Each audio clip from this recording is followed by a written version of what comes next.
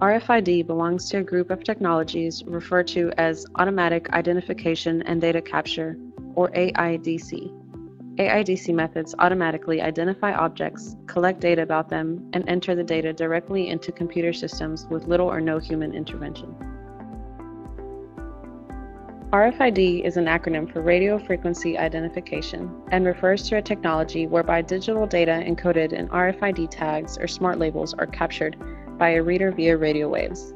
RFID is similar to barcoding in that data from the tag or label is captured by a device that stores the data in a database. RFID, however, has several advantages over systems that use barcoding asset tracking softwares.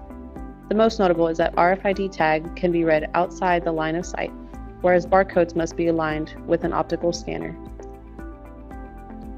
RFID methods utilize radio waves to accomplish this. At a simple level, RFID systems consist of three components: an RFID tag or smart label, an RFID reader, and an antenna. RFID tags contain an integrated circuit and an antenna, which are used to transmit data to the RFID reader, which is also known as an interrogator. The reader then converts the radio waves to a more usable form of data. Information collected from the tags is then transferred through a communications interface to a host computer system, where the data can be stored in a database and analyzed at a later time. Businesses use RFIDs for asset management, manufacturing, logistics, supply chain management, retail, payment systems, identification, security, and access control. To track assets, companies put RFID tags on assets that are lost, stolen, or underutilized. Air Canada saves millions of dollars per year by tracking food carts used in airports all over the world. This helps the company spend less money and manage carts efficiently. For efficiency in the manufacturing process, companies use RFIDs to track parts and work in process to reduce defects and to manage the production of products. In supply chain management, the RFID technology is used in closed-loop supply chains or to automate parts of the supply chain. In retail, businesses use RFIDs to focus on supply chain efficiency. Retailers use RFIDs to ensure that their product is in stock for customers to purchase as the demand of the product changes. Some businesses use RFIDs as a convenient way to pay services such as bus, subway, and train rides. Lastly, some businesses have used RFIDs to access control office buildings or areas within different buildings.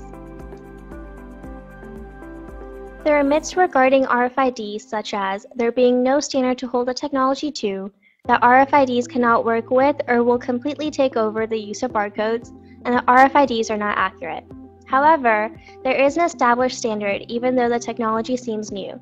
The RFID industry is over 10 years old, and standardization has been spearheaded by retailers, manufacturers, technology suppliers, and logistic providers. The technology works hand in hand with barcodes and will not completely take over. Barcodes are designed to identify batches of products, while EPC-enabled RFID codes are designed to trace individual products. RFID read rates are averaged at about 95 to 99%, with affecting factors including distance, substance placed on, and tag orientation at design. There are many different RFID vendors in specific areas of expertise. Vendors can choose to specialize in selling active tags, passive tags, or UHF. Additionally, they have the option to sell low, high, or ultra-high frequency systems. Vendors of RFIDs include 3M and A3 Technologies. The largest manufacturer that develops RFID readers is Motorola.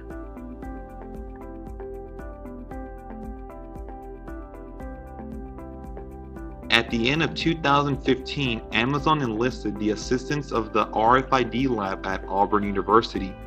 Amazon turned to Auburn to find a new process to improve Amazon's immense supply chain. Their goal from this collaboration was to find the best way to tag, stock, ship, and receive Amazon's inventory for their large distribution centers.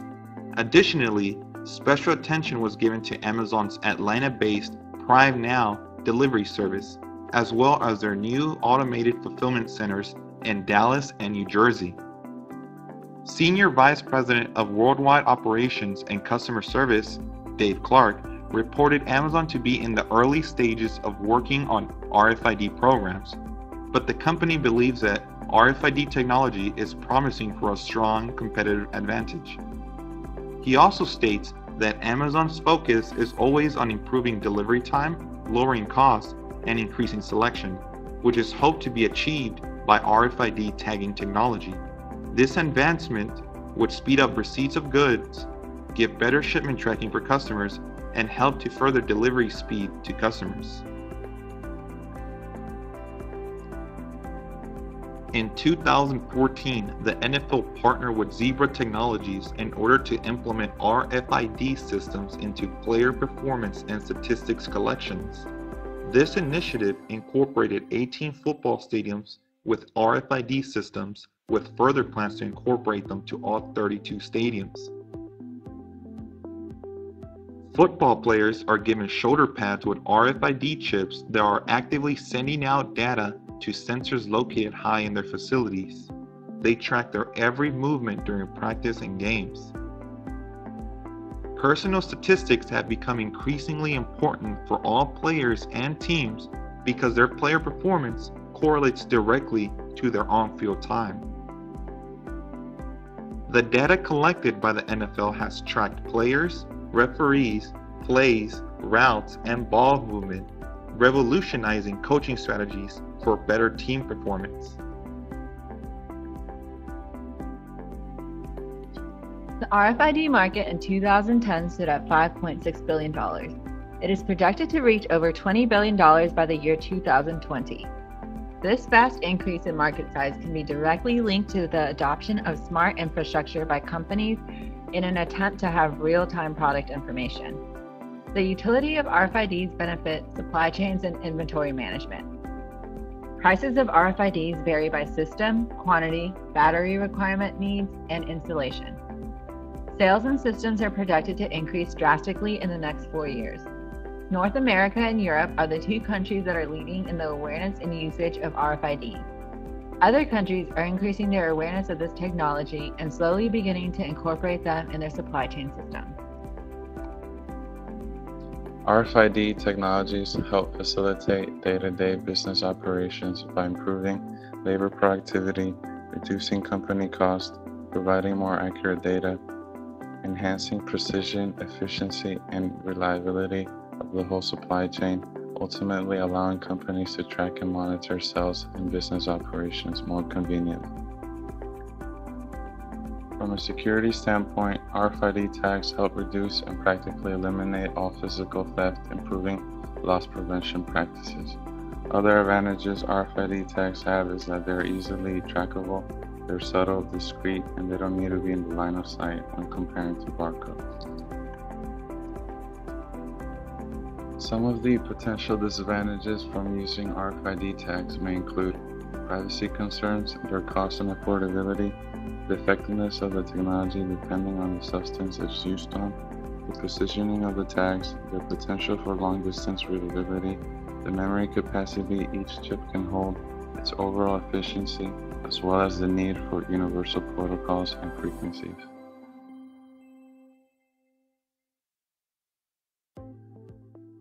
It sounds like science fiction, placing a microchip under the skin to get you in your door, to start your car, or maybe give your doctor your medical history. Or what if your child were to disappear? Would you be willing to place a chip in your child if it might help them bring them home?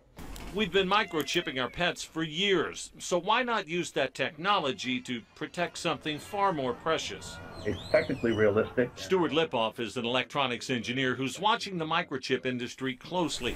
He says by placing signposts or portals like this handheld unit for animals in key locations, you could track someone.